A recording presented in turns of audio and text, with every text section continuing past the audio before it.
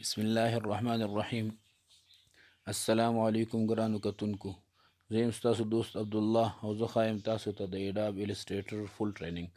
امید لرم چې د الله په فضل او کرم سره به دا د ایډاب ایلسټریټر لسم نمبر کلاس دی او په دې کلاس کې به موږ وایو د سکیل ټول په هکله. نو راځئ چې د په ایډاب ایلسټریټر کې وګورو.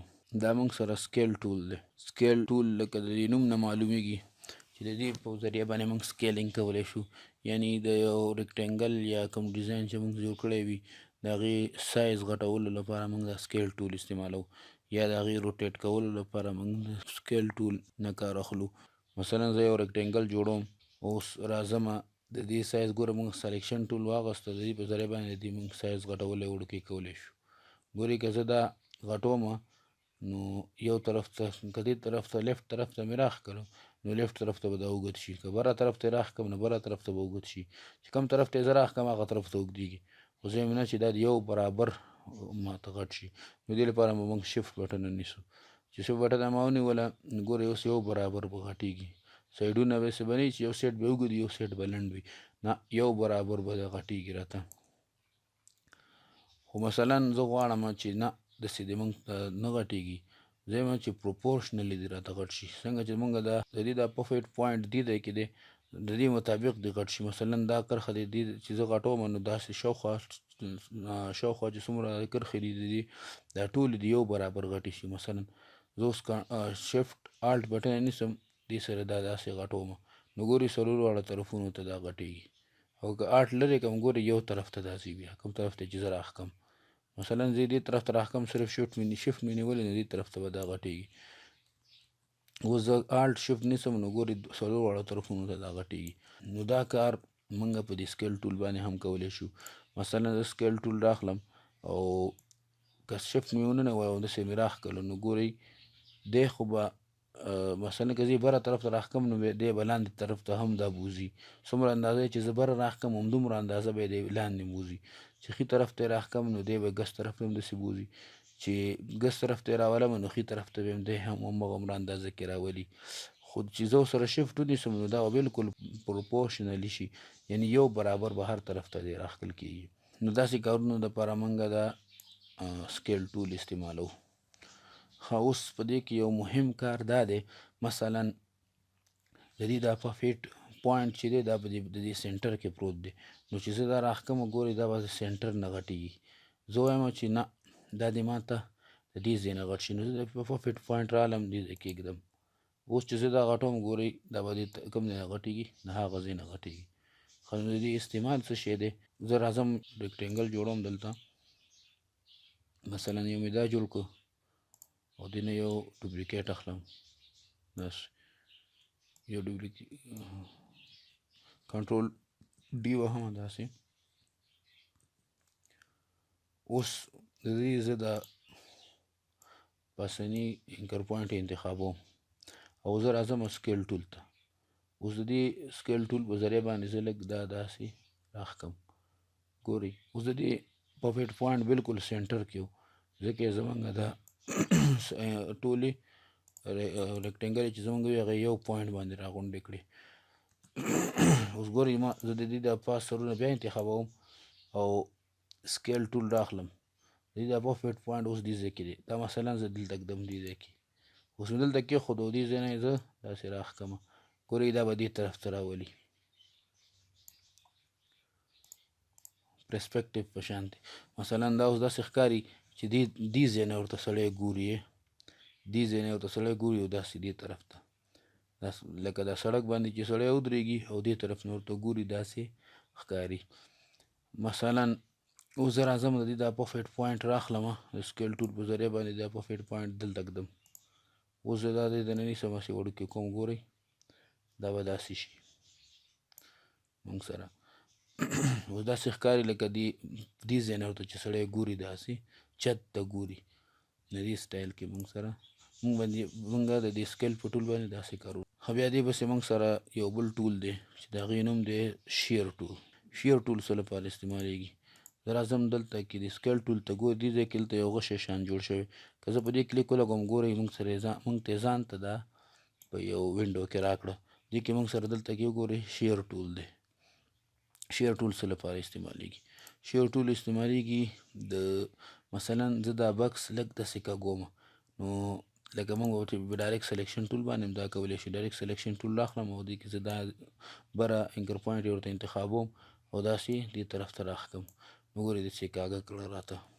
نو اوس زه راځم همدغه کار په دې باندې شیر ټول باندې هم کېږي.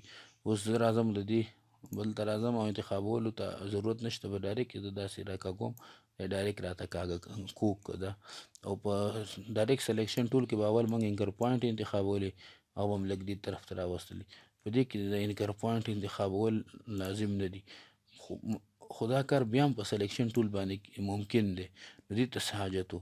نو دې لپاره دې ته حاجت ځکه پیدا شو مثلا که دا موږ سره دا بکسونه ملټیپل وي، یعنې یو نه زیات وي، نو هغې لپاره بیا موږ دا استعمالو. مثلا زه دا بکس دلته ږدم او کنټرول ډي سره دې نه کاپیانې اخلم، بیا د دې نه هم یو ځل کاپي اخلم داسې لاندې طرف ته او کنټرول ډي سره دې نه کاپي اخلم. مثلا دا بکسونه ما تیار کړه. اوس که ډایرکټ سلیکشن ټول باندې زه دا ټول انتخاب کړم داسې او داسې دې طرف ته راښکاږم، نو ګورئ دا ټول مکمل ډیزاین داسې ځي. او که زه دا بره انکر پوینټ انتخاب کړم او دې طرف ته راښکاږم، نو بیا داسې دا نور انتخاب کوم او دې طرف ته راښکم، نو دا ډېر زموږ ټایم ضایع کوي. نو دې دپاره موږ دا ټول انتخابوو، مکمل بکسونه انتخابوو او زه غواړم چې دا ټول د یو اندازه کې یو سټایل کې کاږه کړي. نو دې لپاره موږ شیر ټول راخلو او ډیزاینر داسې دا ټول داسې کاږو. نو ګورئ موږ ته ډېره ښایسته ډیزاین ته راته جوړ کړو. ګورئ زموږ یې دا ټول بکسونه دغه شان دې سټایل کې راته کاږه کړه. نو داسې قسمه ډیزایننګ لپاره موږ شیر ټول استعمالوو. بیا موږ سره د دې په خوا کې یو ریشیپ ټول دی. ریشیپ ټول څه لپاره استعمالیږي؟ دا موږ استعمالوو مثلا موږ سره یو ریکټینګل دی داسې، او زه غواړم چې د دې ریکټینګل دې ځای نه دی دې ځای کې دی راته. اوس مثلا زه راځم دا شیر ټول چې دی دا موږ سره 45 سټیپه کموي. اوس با پین ټول رالم دې ځای کې کلیک لګوم مثلا، نو دلته موږ یو انکر پوینټ زیات کړه. اوس زه راځم ډایرکټ سلیکشن ټول باندې دا انتخابوم، چې دا مې انتخاب کړه، بیا دې ته زه دلته نه کرو ورکوم. چې کرو مې ورکړو بیا د کرو نه بعد زه بیا دا داسې را کرو کولی شم داسې. خو زموږ دا ریشیپ ټول چې دی دا ټول څومره اوږد کار موږ وکړو دا په یو یا دوو سټیپونو کې موږ ته کوي. نو دې لپاره به راځي اول به دا کرښه کومه کرښه باندې چې تاسو کار کوئ نو هغه ورته انتخاب کوئ، بیا راشي ریشیپ ټول باندې به صرف دې باندې کلیک کوئ او داسې راښکئ. نو ګورئ هغه کار یې موږ ته په یو کلیک باندې وکړه. موږ چې هلته په 3 سټیپونو کې کړی و هغه یې راته په یو کلیک باندې وکړه. نو دا دومره زیات استعمالیږي نه، خو بیا هم ویل یې لازم ول تاسو ته، بعض اوقات بعض ځایونو کې استعمالیدی هم شي. او بیا موږ سره د سکیل ټول نه لاندې دلته کې وګورئ ټرانسفارم ټول دی. دا څه لپاره استعمالیږي؟ زه راځم ګورو یو ریکټینګل جوړوم دلته داسې یا یو سکویر جوړوم او په دې ټرانسفارم ټول باندې کلیک لګوم، نو دې موږ ته دلته کې یو وینډو راکړه. ښه په دې کې موږ سره یو څو قسمه ټولز دي. په دې کې یو دا ټول دی چې فری ټرانسفارم، مثلا د دې په ذریعه باندې موږ څه کولی شو، دا بکس یا دا سکویر چې دی موږ تاوولی شو، دې په ذریعه روټیټ کولی شو. او بیا دې کې موږ سره دا دی کنسټنټ په نوم باندې یو ټول دی چې دا موږ انتخاب کړو، د دې په ذریعه باندې موږ د دې سایز پروپورشنلی وړوکی کولی غټولی شو. مثلا شفت او آلټ څه زموږ نیولو ته ضرورت نشته، بس موږ یې ډایرکټ په دې باندې غټولی او وړوکی کولی شو. بیا موږ پرسپیکټیو ډسټورټ په نوم باندې یو بل ټول هم دی، دا بالکل د شیر ټول په شان استعمالیږي. مثلا زه دا انتخابوم، اوس راځم د دې انکر پوینټ نه راښکم داسې، دا بل طرف یې هم موږ ته غټوي داسې او داسې لاندې طرف ته یې راښکم، نو لاندې طرف ته یې هم راته غټوي وړوکی کوي. داسې کارونو لپاره موږ سره دا ټول استعمالیږي. بیا موږ سره دلته دی فری ډسټورټ، دا چې دی مثلا زه اوس دا انکر پوینټ انتخابوم، چېرته چې زه وړلی شم، نو داسې فری ډسټورټنګ لپاره موږ دا ټول استعمالوو. نو د دې ټول ویل ما لپاره ضروري و، ځکه د دې او د دې سکیل ټول دواړه تقریبا یو شانتې کار و، دې وجې نه ما تاسو ته د دې هم دا مې ورته هم وویلې، د دې وینا هم ضروري وه ما د تاسو. نو بیا اوس راځو موږ د دې په ذریعه باندې یو څه شی جوړو. یو سړک داسې جوړو، سړک او دې ځینې داسې ونې د دې سړک په غاړه باندې جوړو د دې سکیل ټول په ذریعه باندې. نو زه راځم دې ځای نه داسې یو ریکټینګل جوړوم داسې، او دې ته زه رنګ ورکوم، داسې نسواري رنګ ورکوم ورته.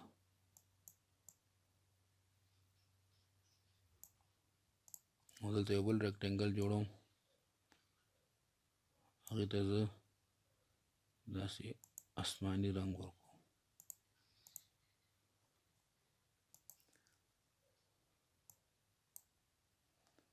کنټرول شفت او سکویر بریکټ وهم دا د دې نه لاندې وړم. نو زه یو سړک جوړوم دې ځای کې.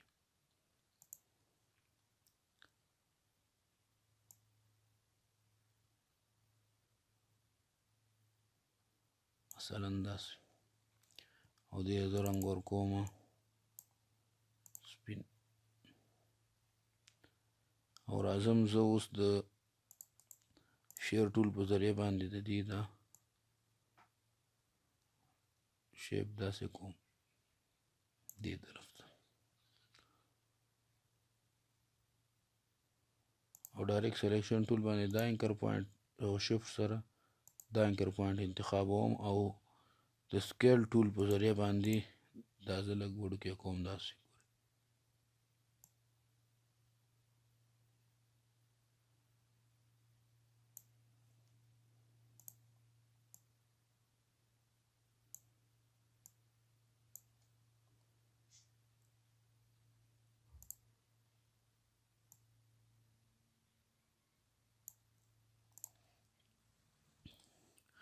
اوس زه راځم دې ځای کې داسې ونې شانتې جوړوم. د ونو جوړولو لپاره زه اوس دا بیکګراوند کې کوم دا دوه کلر چې دي دا دواړه انتخابوم، او کنټرول 2 وهم دې سره دا لاک کوم، یا دا دواړه انتخابوم او راځم دې لیر ته، او لیر کې په دې ځای کلیک لګوم، او دلته ګوره دا دواړه انتخاب دي. فی الحال دا دواړه دې ځای نه لاک کوم زه، چې موږ کوم کار کوو چې کار سره دا خوا دې خوا راښکل کېږي نه. زه اوس راځم دلته کې د برش په ذریعه یو ونه شان جوړوم. دا برش ټول به انشاءالله موږ ښه ډیټیل سره وایو.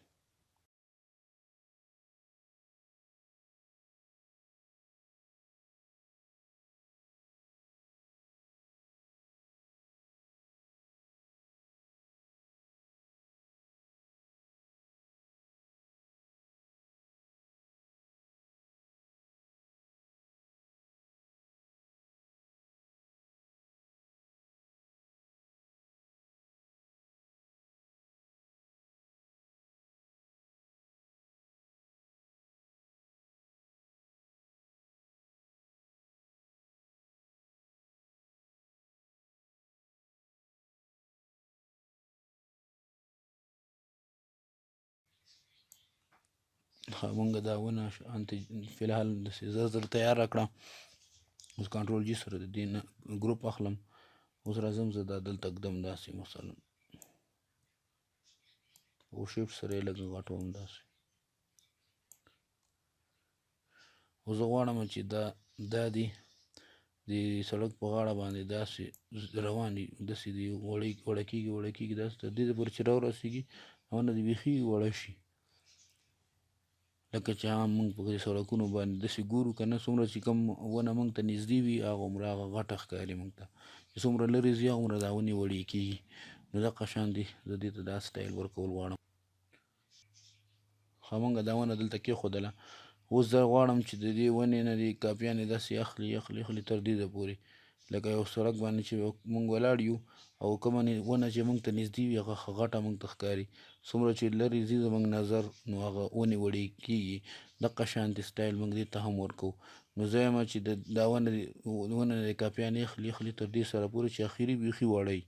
د دې دپاره مونږ راځو سکیل ټول باندې کلیک لګوو، او د دې دا پرفیکټ پوینټ دې ځای نه راوړو موږ. مثلا دې ځای کې زه کلیک لګوم چې دا پرفیکټ پوینټ هلته راوړو. اوس زه الټ نیسم د دې نه داسې، آلټ سره کاپي اخلم دې ځای پورې داسې، او زه اوس کنټرول ډي وهم چې همدا عمل موږ تکرار کړي. ګورې موږ دې نه کاپیانې واغوستې. ګورې اوس دا موږ سره داسې ښکاري لکه د دې سړک په غاړه باندې چې دا ونې کرل شوي وي. دغه شانتې زه د دې نه هم یو کاپي اخلم او دې خوا آلټ سره یې دلته راوړم، او زه غواړم چې د دې هم دغه شانتې کاپي والم دې نه. نو سکیل ټول باندې کلیک لګوم او راځم دې ځای کې کلیک کوم، دا پفیټ پوینټ یې موږ دې ځای ته راوړو. اوس زه آلټ نیسم د دې نه داسې یو کاپي اخلم او کنټرول ډي وهم. اوس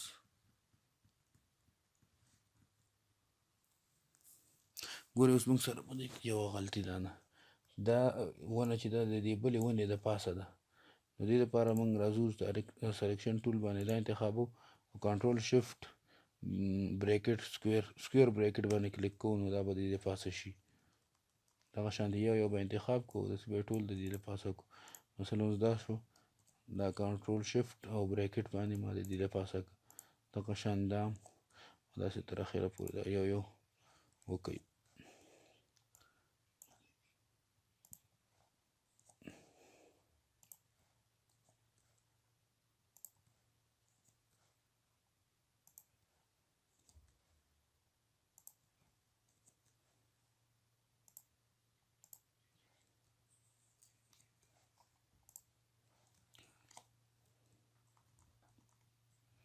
دا یې ولې زموږ ډیزاین څه نه څه تیار شو. نو موږ دغه شان کارونو لپاره دا سکیل ټول استعمالوو. امید لرم چې دا کلاس به مو خوښ شوی وي او په دې سکیل ټول، شیر ټول او دا ټرانسفارم ټولز ټولو باندې به تاسو پوه شوي وئ. که چېرته دا ویډیو خوښه شوې وي نو ضروري لایک کړئ او د خپلو ملګرو دوستانو سره شیر کړئ. تر څو بلې ویډیو کې ملاقات کیږي، د الله په امان.